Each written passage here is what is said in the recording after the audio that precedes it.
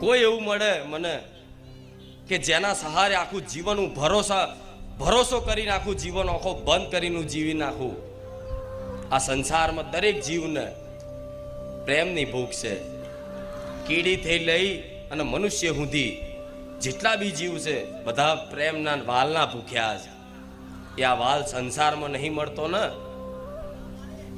એટલે મારા જેવી માતાના પારે આવીને વાલ કરતા શીખ્યા છો. કે મારી તું કહેશે વાત સાચી છે, પણ અમે અત્યારે બહુ દુઃખી છીએ, બહુ દુઃખી છે, બહુ દુઃખી છે. અરે તમે એટલું વિચારો ખાલી, દેવી શક્તિ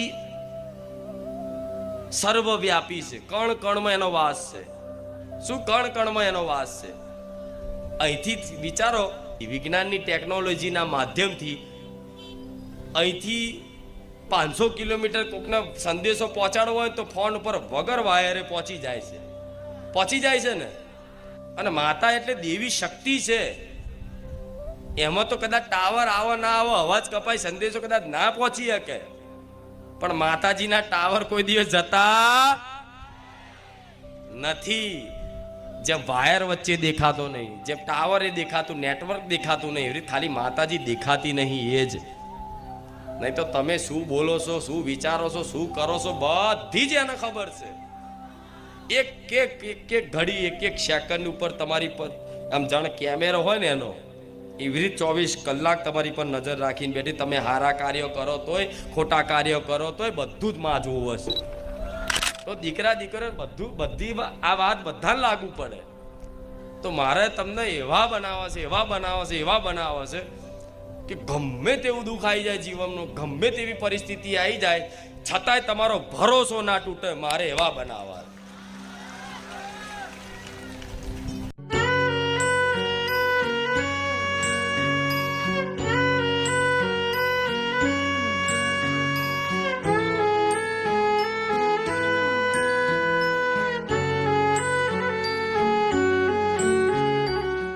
રામ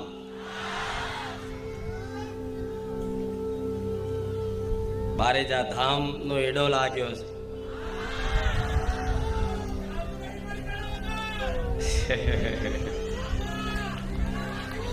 બારેજા ધામ આયા વગર ચાલતું નહીં. મન માતાને જોયા વગર ચાલતું નહીં. મન માતાને સાંભળ્યા વગર ચાલતું નહીં. રામ તો જો આવું થતું હોય ને તો સમજી લેજો તમે મારી ભક્તિમાં જાગ્યા હશો, મારી ભક્તિનો રંગ લાગ્યો હશે.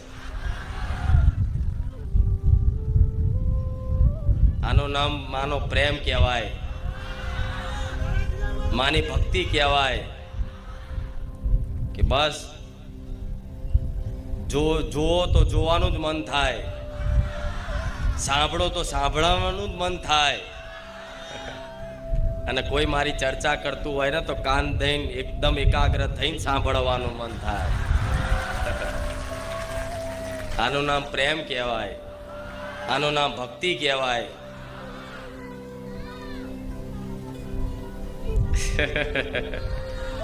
ભલે પણ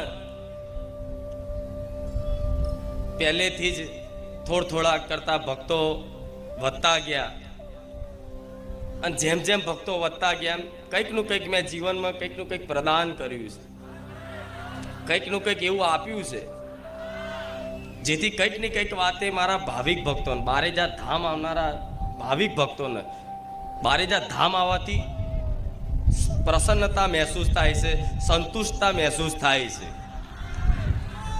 અર્થાત સુખ અનુભવાય છે, આનંદ લાગે છે. તો ધીરે ધીરે ધીરે ધીરે ભક્તોની સંખ્યા વધતી ગઈ. આ સંખ્યા એટલી વિશાળ થઈ ગઈ છે કે મારા માતાને વિચારવું પડે છે કે થોડા કરીને લાવું જેથી અહીં સમાવેશ થઈ જાય.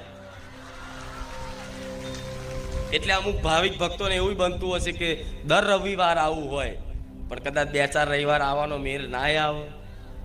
ઘણા એવા હશે કંઈક ને કંઈક મજબૂરી આવા તે, પણ વારા ફરતી વારા બધાને વારા ભરતી વારા બોલાવું છું. જો તમામ ગુજરાતના મારા ભક્તો ભેગા કરું ને તો આ બારેજા નાનું પડે. પણ જેટલી વ્યવસ્થા હશે, જેટલી સગવડ છે એ પ્રમાણ કરવું પડે ને. હા, નહીં તો મારા ગોડા ભક્તો છે બધાય. બારેજાની કોઈ ગલી, કોઈ સોસાયટી બાકી ના રાખે જો મારા ભક્તોનું સાધન ના પડ્યું હોય. એવું થાય કે નહીં? એ બધું જોતા, એ બધું ધ્યાનમાં લેતા આ ગાદીનું આયોજન કરાવડાવું છું.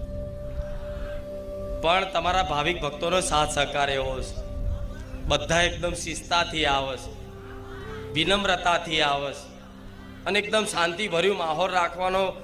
મતલબ દરેક ભાવિક ભક્તો એકબીજાને સાથ સહકાર આલે છે.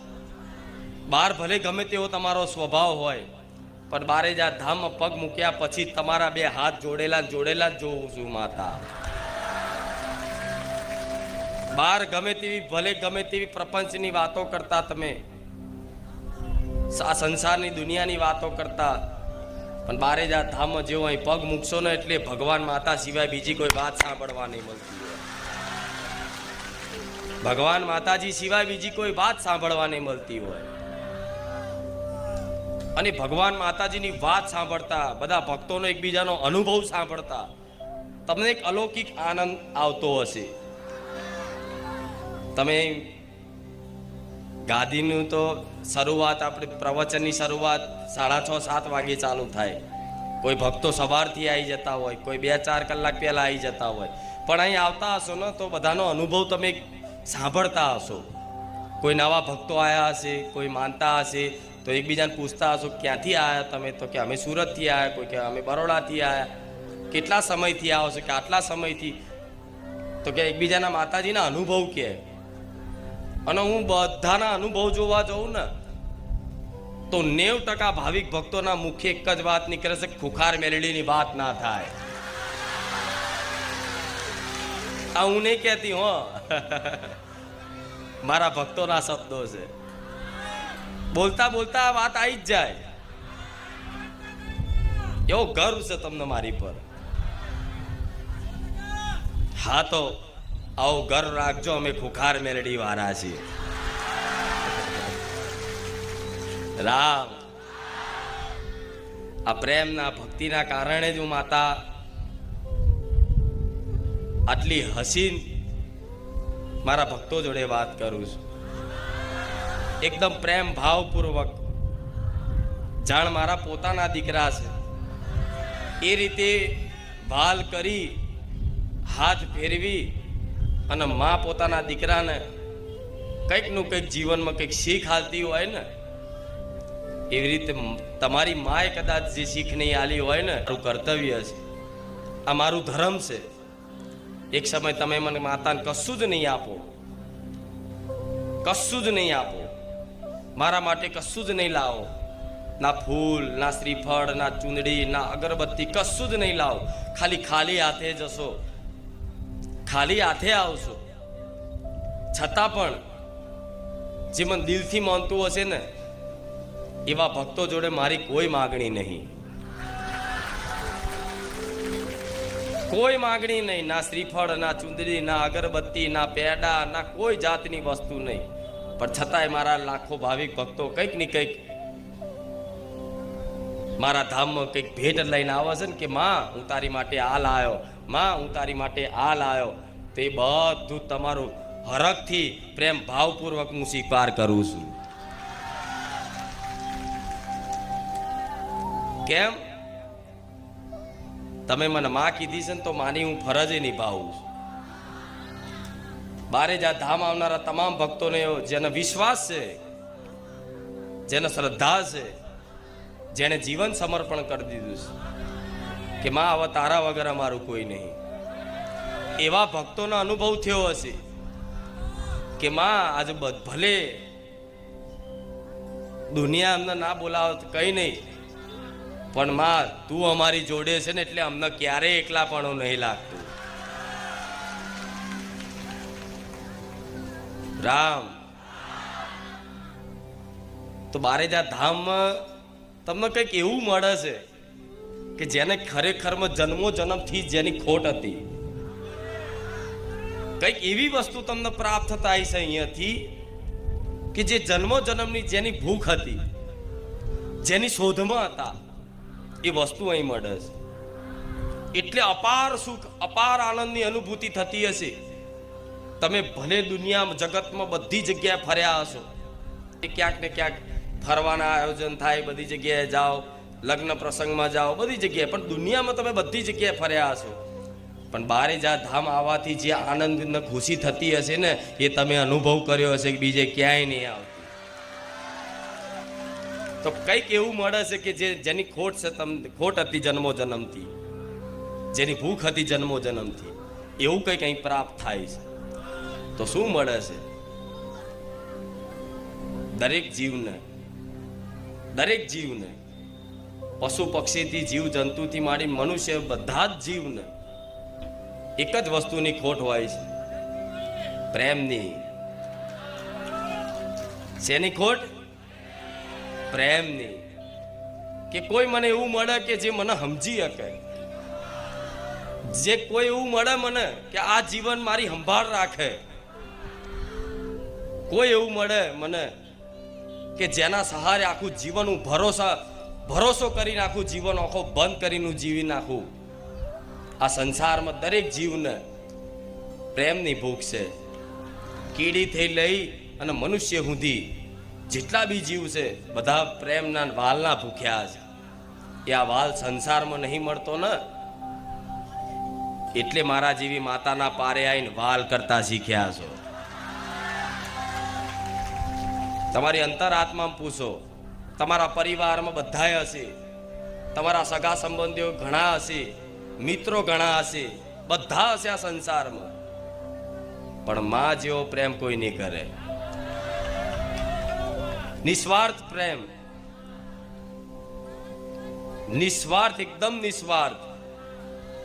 હું માં એવી છું કરુણામય, કદાચ આ જીવન માટે સુખી કરી નાખું, આ જીવન માટે તમને કાયમ માટે સુખી કરી નાખો, જીવનમાં બધું જ આપી દઉં, માન સન્માન ઇજ્જત રૂપિયા ગાડી બંગલા બધું આપી દઉં, છતાંય તમે મને કોઈક દિવસ યાદ નહીં કરો ને તોય હું ક્યારેય ખોટું નહીં લગાડું. એ માં છું કે તે મને યાદ ના રાખ્યો, પણ મારો વાલ ને મારો પ્રેમ એવો છે કે એક વખત બારેજા ધામ આવી જેણે જેણે આ પ્રવચન સાંભળ્યો ધ્યાનથી એના હૃદયમાં વસી જઈશું. મેં તમારા ઘેર મારા ભક્તોના ઘરમાં મેં ક્યારેય મારી માતાના દીવા નહીં કરાયા કોઈ દિવસ. બારેજા ધામ આવનારા તમામ ભક્તોને કહું છું, કોઈ દિવસ બારેજા ધામ ખુખાર મેલડીનો દીવો કોઈને ઘેર કરાયો ના.